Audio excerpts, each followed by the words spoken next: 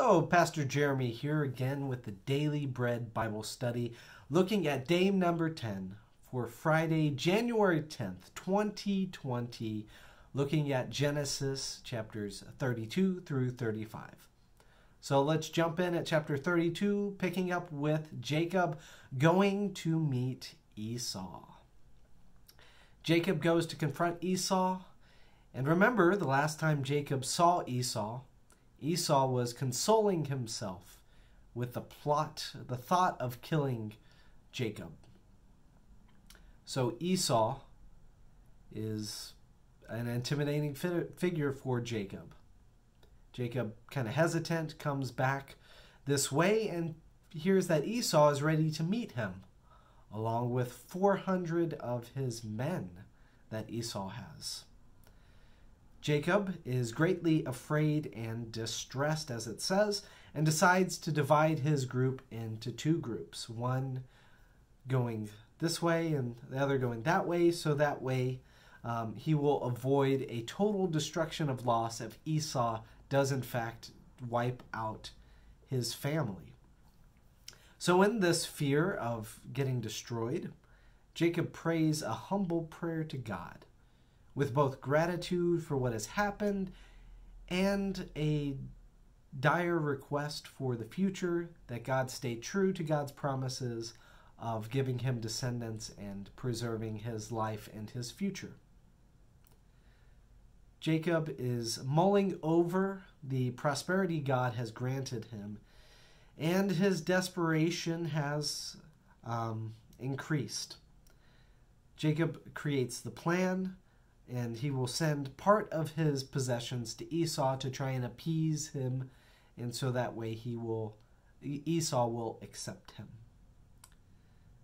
Maybe this will persuade Esau to spare his life. And so after sending this cattle and the servants, his possessions, and taking his family across as well, Jacob remains on the other side of the river. That is when we get one of the key stories for the character of Jacob. He wrestles with this mysterious figure, and Jacob holds on for dear life. Jacob wants a blessing and desperately wants any blessing he can get before meeting Esau. The figure asks him for his name, and he replies, "My name is Jacob." And then he promptly renames Jacob, saying in Genesis 32:28 through 29, "Then the man said, 'You shall no longer be called Jacob, but Israel, for you have striven with God and with humans and have prevailed.' Then Jacob asked him, 'Please tell me your name.' But he said, 'Why is it that you ask my name?' And then he blessed him." It's silly to ask his name. That the point he's getting at is because he knows that it is in fact God. And he claims that it is in fact God. And he says, "Your name is Israel because you literally have wrestled with God." Hence that we get this mysterious figure to be interpreted as God. And so Jacob's name of Israel, it becomes very fitting. The name sticks both for Jacob himself. He gets referred to in the story as Israel at times, as Jacob in other times, but also his descendants as well. The title of Israel gets used in the rest of the Bible, in addition to Jacob, as the land where the nation of Jacob's descendants will come to live, and mainly as the people of that land, the descendants themselves. We see that they're later called not just the nation of Israel, but the Israelites. And this term Israelites then becomes closely associated with the term for one of the tribes of Israel, one of Jacob's 12 sons, Judah, who become the Jews. And so that's a little bit of the history of how the Jews come into being. So we'll discuss more about them a little bit later on through our narrative lens. But picking up with Genesis 33. So Jacob wrestles with God. He receives a blessing. He grabs hold of it, but then also is wounded in that through his hip. And Jacob finally meets Esau there in chapter 33. And in the day that Jacob had feared for a long time, Esau runs toward him and he grabs him. But instead of being choked, Esau hugs him and he weeps. He is filled with emotion and love at seeing his brother again after 20 years. Jacob and Esau exchange offerings, which Esau accepts Jacob's offerings of all the animals, the 3 waves of animals that he sends toward him, and Jacob is hesitant to accept the kind gestures that Esau has to him. Through that all, Jacob works it out and they separate peacefully.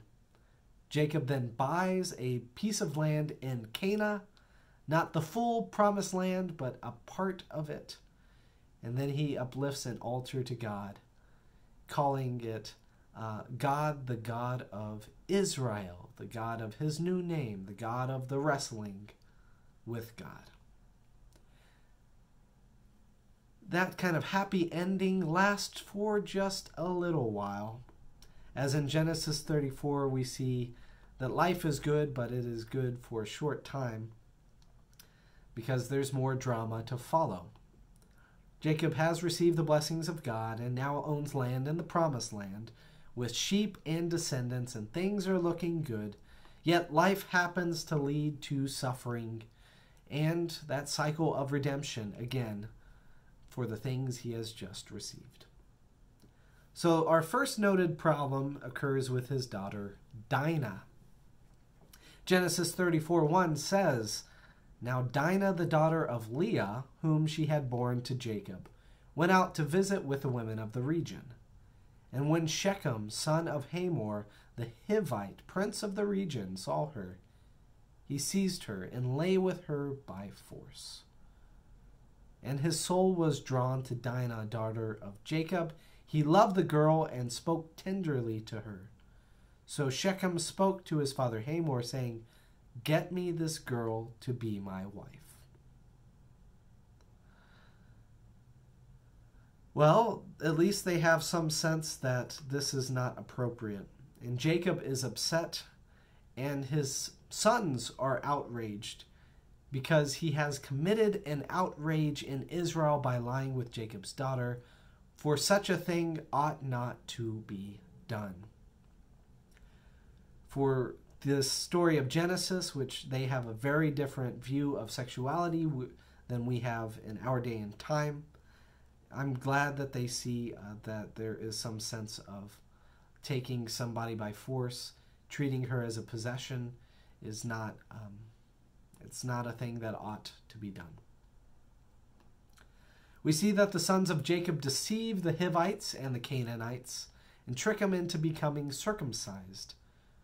And then 2 of the sons of Jacob, sons of Israel, the Israelites, Simeon and Levi, they slaughter the Canaanites when they are in pain, recovering. This is foreshadowing the slaughter of the Canaanites that will happen, taking over the promised land, and yet again setting up that the Canaanites are ungodly people.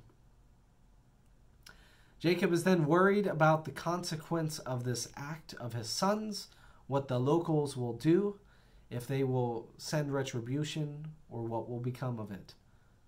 But instead, a terror from God fell upon the cities all around them, so that no one pursued them in Genesis 35, verse 5. We see, continuing in chapter 35, that Jacob is summoned to Bethel by God. And we hear God echoing the name change of Jacob to Israel, and then restating the promise made to the Israelites. The next portion is wrapping up the stories of Isaac and Rachel and Esau. We see Rachel dies giving childbirth to Benjamin. And Isaac is then buried at Mamre by Esau and Jacob. we're going to gloss over a little bit of Esau's descendants next week, and that will bring his story to an end. But before we conclude for today, one other point I'd like to note in the story is that Genesis 35:22 randomly mentions that Reuben sleeps with Bilhah. So what's going on here? Well, to my knowledge, no offspring are produced because Bilhah, there again, is the handmaiden to Rachel, and Reuben is a daughter of Leah.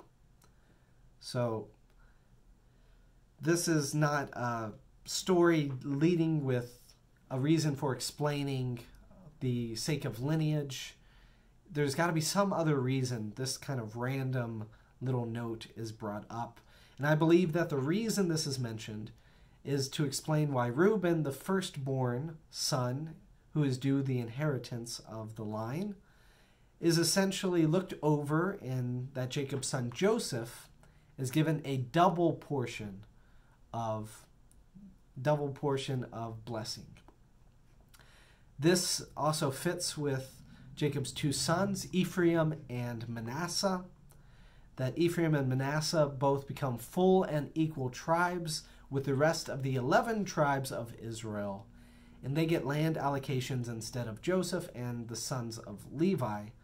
The sons of Levi being the non-land owning priests called the Levites, who will be picked up in the New Testament, and Jesus will talk about the Levites in his discussions with the leaders of the synagogues in those days and time. So that is why I believe it's mentioned there. It's kind of strange.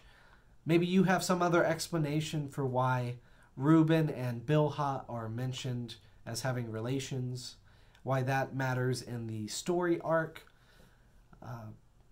Maybe you have more insight too into these 12 tribes. That would be helpful to do. I'd love to connect and hear with you and to see what's going on in your mind. And I look forward to getting to talk with you and connect. So have a wonderful day. Goodbye.